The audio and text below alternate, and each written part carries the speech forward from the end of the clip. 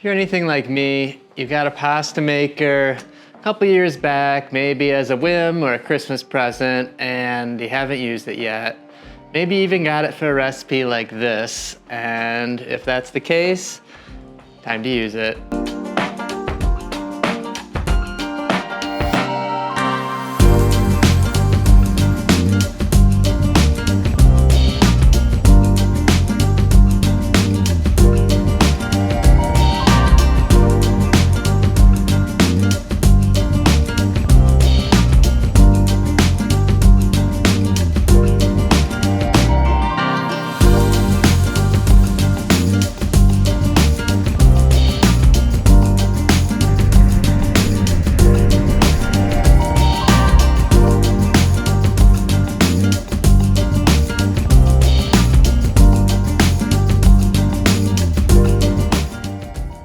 For our sfogliatelle, we're going to be using bread flour, which will help create a little bit of a stronger gluten network. Any pastry where you need some structure really helps hold things together. Adding some salt to your mix.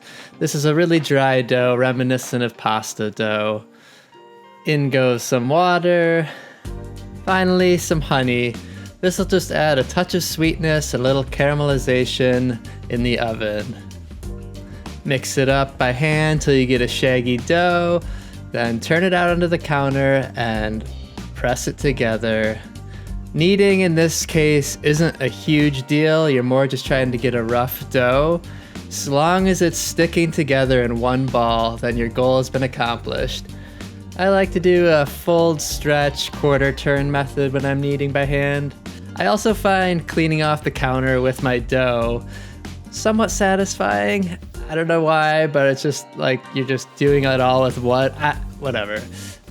Bees wrap is an awesome solution to our plastic problems. I recommend using it whenever possible. Here we're wrapping it up and chilling down the dough. One thing I've learned through myriad tests of making sfogliatelle is liberal flour is key. There's a couple tests that help confirm that later on, but for now, chuck it down. Beginning on the widest setting of your pasta machine, we're going to combine our 3 pieces of dough end to end to create one long piece. Slowly feeding it through, being careful not to stretch it on the back end.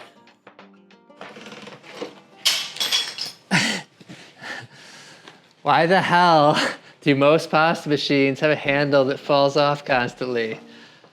I mean, I remember watching Great British Bake Off years ago. The first time I ever seen anyone use a pasta machine, I remember watching multiple people drop their handles and thinking, hey, why isn't there a better way for these handles to stay? I mean, is this like old school engineering where no one's made an adaptation to correct upon it? Or is it just, I mean, why do handles not stay in pasta machines? Why?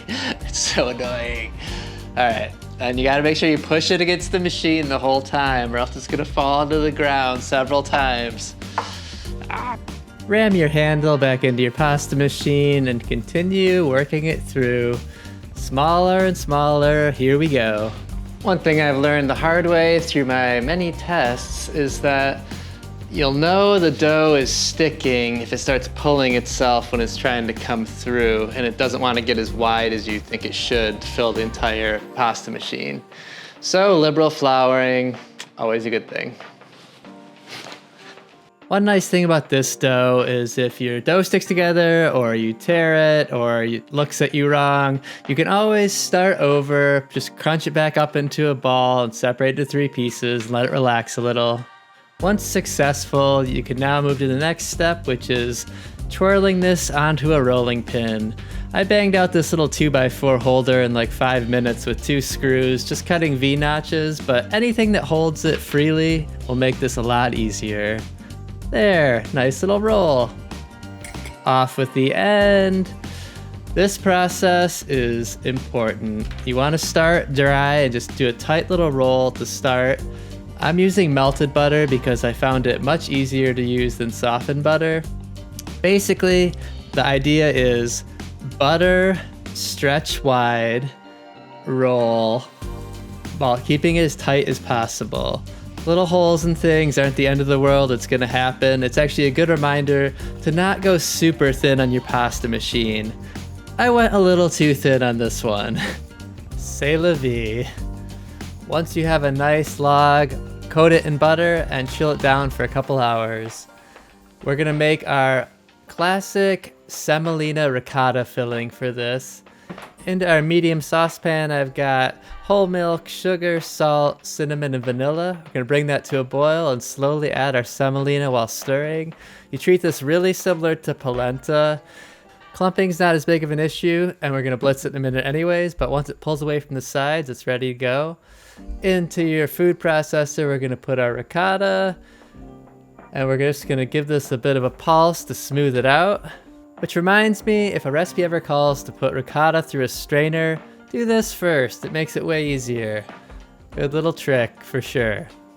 Add our semolina mix to the food processor. Like a pretty Play-Doh consistency right now, but we're gonna smooth it out to more of a pastry cream so we can pipe it. Adding our egg yolks, we're gonna now blitz this till smooth, adding our candied orange peel by hand afterwards, creating a lovely classic filling for our sfogliatelle.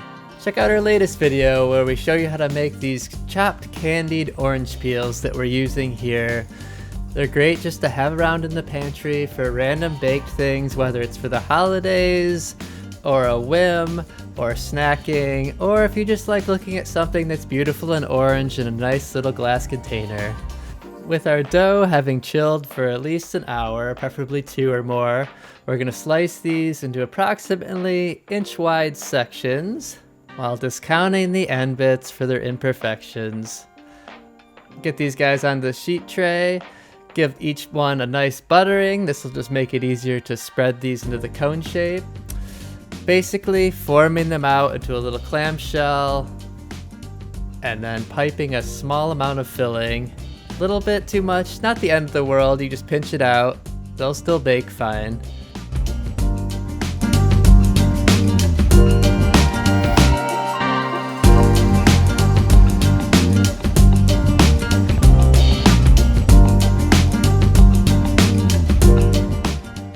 Sfogliatelle is a journey, and like all journeys, there's surprises around every bend.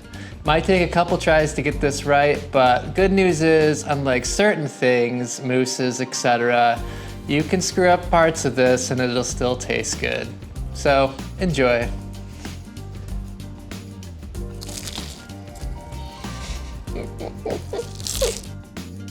Sfogliatelle is a journey, and like all journeys, it's fraught with unknown perils. This is where the true labor of love begins with sfogliatelle. Sfogliatelle, sfogliatelle, sfogliatelle, sfogliatelle, sfogliatelle, sfogliatelle.